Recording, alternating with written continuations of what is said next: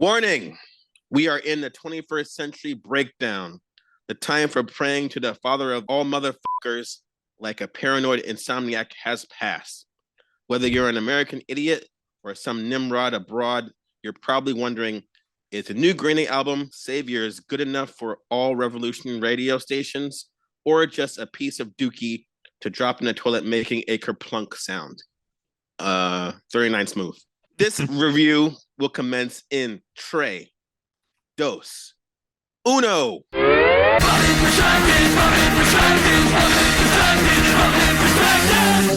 We are talking about Green Day's 14th studio album, Saviors. If you heard the surprisingly short kick in the nuts of an album, Father of All Motherfuckers, back in 2020, you're probably thinking, this new album can't be any worse than that, right?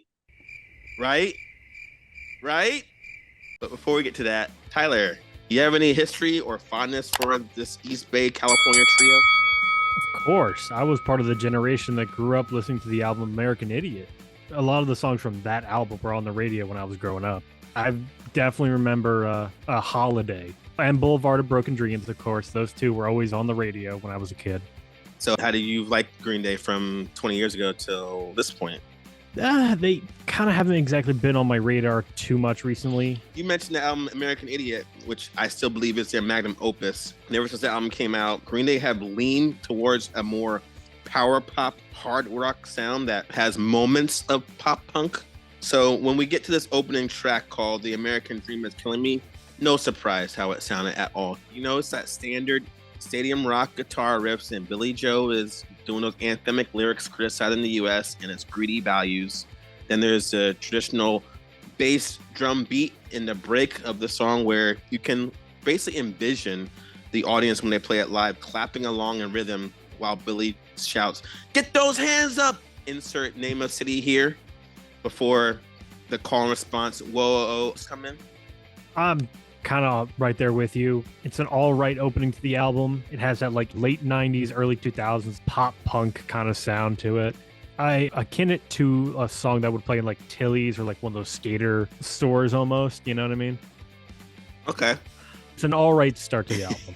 So if you've been keeping up with the band for the past 10 plus years, you won't be surprised by the somewhat vintage mainstream garage rock sound of this record.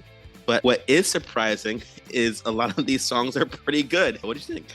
Honestly, there's only probably one that I didn't super vibe with. Otherwise, I had a fun time listening to this one. Yeah, this was not a chore whatsoever. It was really enjoyable. And I picked up some moments of like the late 50s pop rock influences on here. One song I want to go to is the song called Bobby Socks, which there's three sounds I was picking up. Obviously, you're getting the Ramones with the chorus of "Do You Want to Be My Girlfriend / Boyfriend" part, as well as Weezer with the power pop guitar chord progression and the backing vocal woos that they're doing. But if you take all that kind of music, you can always trace it back to the rhythm and blues rock and roll of yesteryear. And I don't know why it's called Bobby Socks, but very inclusive song where he's including both sexual preferences and friendship and do you want to be a part of my life? Yeah, it was a bop. I agree. I only know a few songs by the Ramones, so I don't have a very solid understanding of their sound, but they're definitely a front runner for the early punk rock phase. So don't get me wrong, everybody. It's not like they're just borrowing from like the 50s. They're also borrowing from modern rock music too. Let's address the elephant in the room with the song One-Eyed Bastard. When this song started, I immediately said, this sounds exactly like the Pink song, So What? Yep, exactly right. I was going to bring that up too. Every time it comes on, I immediately go, na na na na na na na na na na. Yeah, exactly. All that aside, I also want to say stereotypical Italian mobsters will dig the bada bing, bada boom hook. But the song is bouncy when the rhythm section is really infectious. Another crowd pleaser, I think. What did you think of One-Eyed Bastard? It's probably one of my favorite songs on the album. Like, it reminds me of the American Idiot album to a T almost. Another Weezer sounding song was the song Dilemma. But then the grungy riffs that come in, they hit pretty hard during the I don't want to be a dead man walking, that part of the hook. And with the lyrics like I was sober, now I'm drunk again, it clearly is about Billy's struggle with alcohol and addiction. But what do you think of Dilemma? Honestly, I think this is one of the ones I didn't super vibe with. It was all right. It didn't butter my biscuit. You want the more punk stuff. There's a decent amount of that on this album. Cutting back to the second song, Look Ma No Brains, I thought was adequate when I first heard it as a single, but now that I'm hearing it in the context of the album, I think it meshes really well. It's got the late 90s Green Day vibes, and both the hook and the riffs. Again, we'll be saying this a lot in this review. It's really catchy. I feel like The American Dream is Killing Me, followed by Look Ma No Brains. You're starting to think this isn't going to be as good, but exactly after that, it starts picking up. Continuing with the punk stuff, the song 1981 lives up to the title. It's a raging punk song that could have come out in that year. From the references to East Berlin, commies, and cocaine to the guitar tones themselves. She's gonna bang her head like in 1981. You can just see yourself in CBGBs listening to that one. Coma City, what do you think? It's got a catchy hook. That's another one of those punk songs where there's aggressively hard-hitting percussion from Trey Cool. Got some groove and bass tabs from Mike Dirnt, not just on this song, but throughout the album. There's some pretty solid bass tabs going throughout. And this song kind of touches on gun violence, much like the song Living in the 20s, which opens with the line, another shooting in the supermarket. I spend my money on a bloody soft target. And with that song, I love the buzzsaw guitars. And when Billy goes for that hardcore vocals screaming towards the end, it got a kick in the head. You weren't feeling Living in the 20s as much, Joe, right? Not exactly, no. Billy gets personal again on the song Father to a Son.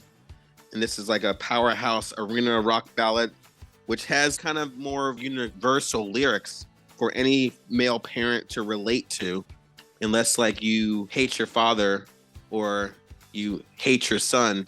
I think you would like this song. It's a sweet, endearing track, but I will say, I think this is the weakest song on the album. I only have the note here, probably Mitch's least favorite because it sounds like stadium rock. It has so little effect that you had to assume what one of our other co-hosts thought of it. I'm learning. I'm one step ahead of Mitch.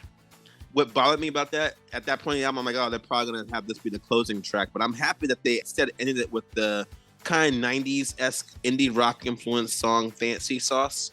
And that one, I love everything from the metaphorical psychiatric ward lyrics to the loopy alternative like lead guitar arrangement that kind of starts the song off. It really brings me back to like the mid 90s alt sound that was happening with certain bands. Any other things you want to touch on? I think we hit everything I kind of wanted to talk about. So I'll go like this with my final thoughts and ratings. Green Day probably will never make a masterpiece like American Idiot again, and maybe they don't want to. But on the plus side, they've made a catchy album that doesn't suck. And is that really all we can ask at this point? One could say these songs are the saviors of their career. I get it. Very clever. I'm going to give this album a high download this. I think you should hear it immediately, but I can't really co-sign paying for it yet. What do you think, Tyler? In my opinion, I feel the band has still got something. I don't know if that something is it or in or whatever the youngsters are saying nowadays. I still think Billy Joe Armstrong's voice is still pretty iconic, and his lyrics make the album for me, in my opinion. Not that without him it wouldn't be Green Day, but you know, the band sound is still representing the height of their popularity, which is awesome, as it sounds what I recall growing up. Is that playing on my nostalgia factor? Probably a little bit. A lot of the album was great. There was only maybe 2 or 3 songs that weren't like really vibing with me. So I'm going to give it right there with you. I'm giving it a high download this. I thoroughly enjoyed it. It's not really worth your money because I don't think anything can match American Idiot. So yeah, give it a listen, but no hard-earned money yet. All right, so that's our thoughts. If you heard Green Day's album Saviors, tell us what your thoughts are and your ratings in the comments below. And in the eternal words of Billy Joe Armstrong, we all die young someday. Like and subscribe, folks.